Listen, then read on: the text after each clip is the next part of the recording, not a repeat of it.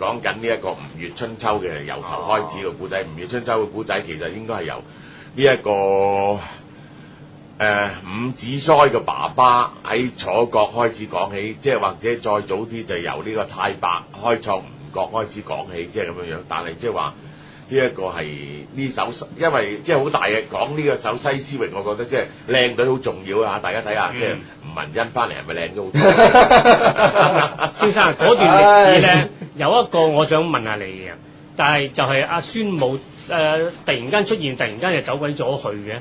冇走咗去邊度？佢打完嗰場，打完就係入楚之後就唔見咗噶咯喎。我入楚之後佢退隱啦，定係關？係入楚之後就再打越國啊嘛，即係咁樣樣。越國冇孫子啦，唔關孫武事啦。就唔關孫武事啦，即係佢已經係即係。唔知去邊？嚴飾天下重，西施零九味。朝為越溪女，暮作吳宮妃。戰日起殊眾，歸來方吳熙。邀人賦香粉，不自着羅衣。君寵益嬌態，君憐無是非。當時遠沙畔，莫得同遮歸。持謝倫家子，孝貧安可欺。呢個王維好早期嘅作品，即係我係覺得哇，原來咧個超級靚女咧係咁着數嘅，即係呢個係點解講呢首係我最近嘅感覺嚟嘅，即係原來咧做咗個超級靚女真係着數得好緊要，即係咁樣樣。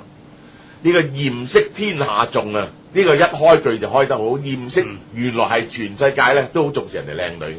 西施零九味，西施會唔會好耐都冇人識得佢咧？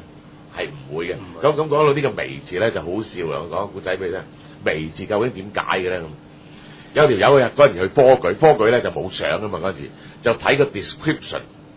嗰條友咧一睇佢，嗰條友佢係剃咗鬚啊！即係去考科舉嗰陣時，嗰個嘢話唔係嗰個有冇剃鬚，嗰個嘢話你唔係呢個嘢應該冇鬚，點解冇鬚？因為咧嗰個 description 嗰度咧就係寫微鬚，佢微鬚我咪有少少鬚咪啱咯。佢唔係呢個論語話呢個微管仲唔披發咗人耳，微管仲即係無管仲咁解，微鬚就即係無鬚咁解，趕丟咗佢出去。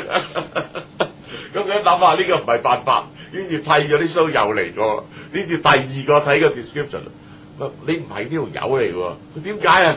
佢微鬚嗱，我而家咪無鬚啦，微管仲唔其披發咗任耳啦。佢話唔係喎，孔子微服過宋喎，咁都孔子唔着衫過宋嘅，即係微即係有少少咁解，唔起眼嘅衣服。咁佢實際上係唔着衫嘅，唔係唔起眼嘅衣服。即係講話，即係中文下就可以嚟咁樣拗，即係呢個 intent， 即係唔使捉個字失，即係其實我好耐之前已經講過，我亦都特登講，我所謂話中文嘅冇文法係指冇後設嘅 sophisticated 嘅文法。世界上冇一樣言語文字咧係會冇文法，而我係已經講過好清楚咧。嗰個文法根本係先天上設喺我哋嘅智慧入邊嘅，係唔可以教嘅。其實係，所以啲人自動咧就會作到一套嘢出嚟咧。佢基本上嘅邏輯咧都係要有嘅，如果唔係咧根本大家唔能夠溝通咧，即係呢個。所以冇文法咧就係後設嘅呢個 sophisticated 嘅文法啫，即係咁樣。朝為越溪女，暮作吳宮妃。朝頭早仲係喺越國嘅溪流嗰度洗衫啫，黃昏就已經去咗吳宮度做王妃啦。戰日起殊眾，歸來方吳熙。佢即係仲係好貧賤嘅，你唔覺得呢個人好特別嘅？但係佢一威咗咧，哇！你發現真係罕有，即係李嘉誠初我唔覺得佢上威嘅，哇！後來你睇李嘉誠嘅上好威係嘛？啲明星啊一紅咗，你當然覺得呢個人係正好多嘅。邀人賦香粉，不自着羅衣。於是咧有人幫佢着衫啦，有人幫佢搽粉。